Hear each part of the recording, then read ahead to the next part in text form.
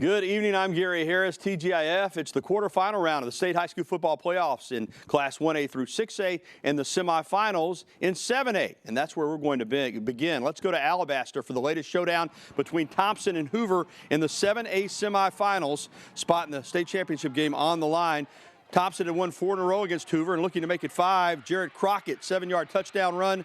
One of 3 first-half touchdown runs for Crockett at 7-0 Warriors. Still in the first, Hoover set to punt, but Thompson's going to get a hand on it. A partial block of the kick, a short punt, led to a short field for the Warriors, and you know Thompson's going to be able to take advantage of that.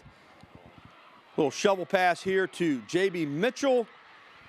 He fights his way into the end zone, 14-0 Thompson on top. Second quarter, 28-0 now Thompson, but Hoover looking to fight back. However, Josh Lundy is picked off by Trevor Hardy of the Warriors. Nothing doing for Hoover. Later, though, in the second quarter, finally, Hoover gets something going. Jalen Taylor, the big man. Looks like Jerome Bettis right there down the left sideline. Speed and power. That's a 55-yard touchdown, 28-7, but not nearly enough.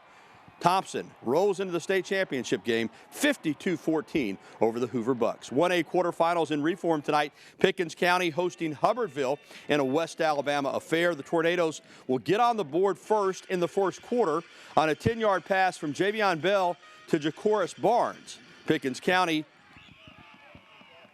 misses the PAT, but still Tornadoes up 6-0. In the second quarter, Hubbertville's going to tie it up. Christopher Key is their guy. I mean, he's some kind of football player.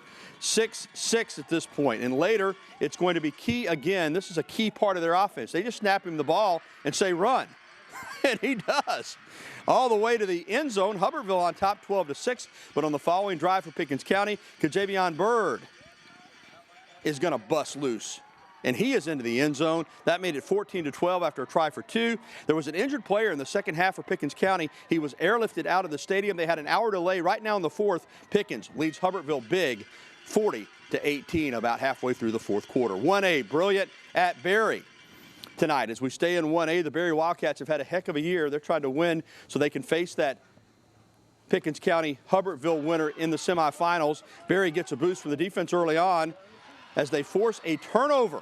Ball's loose, and the Wildcats get on it. That leads to this. Tyler Lawler wide open for 6. And Berry has the lead. More Wildcats defense. Joel Gray is going to be in perfect position here as a safety to get the interception. Berry moves down the field, and Trent Smith is going to find pay dirt. They got the try for 2 to go up 14-0, but Brilliant's a good team. They weren't going to go down without a fight. Braden Burleson here on the other end of this one. That sets up a touchdown. Berry, though, led 22-14 at half, and Berry pulls away in the second half to win it, 42-14. Class 2A quarterfinals, Aliceville hosting Mars Hill Bible out of Florence. Mars Hill Bible, #1 in Class 2A, and they showed why. First play of the game, Aliceville trying to go down the field. Tajarian Williams, though, is picked off by Lamarian Booker, and that would lead to points for the Panthers. Justice McDaniel takes the handoff and rambles into the end zone, 7-0. 7:38 to go in the first quarter. Next possession for Aliceville, they try it again. They try to throw it over the middle, but this time it's Griffin Hansen with the interception. He also plays quarterback, but shows you he can play a good DB as well. Hansen later hands it off to McDaniel. McDaniel just runs over a defender. He trucks him on his way to the end zone. All Mars Hill in this one. They win it big, 55-14. Class 6A quarters, Pinson Valley hosting Oxford. There is Kool-Aid McKinstry, #1 player in the state, committed to Alabama. Sam Shade, the former Alabama and NFL safety, coaching the Indians, and he loved his defense tonight. Look at this. Trey Higgins on the move here for Oxford. Good quarterback, but he is picked off by Thomas Wesley. How difficult was life for Higgins tonight? Watch this. Elijah May, sack you very much. Second down, James Perkins. If 1 sack is good, 2 is better. Higgins is down again. And then the whole gang of Indians going to get to Higgins on 4th down. They sacked him 10 times tonight.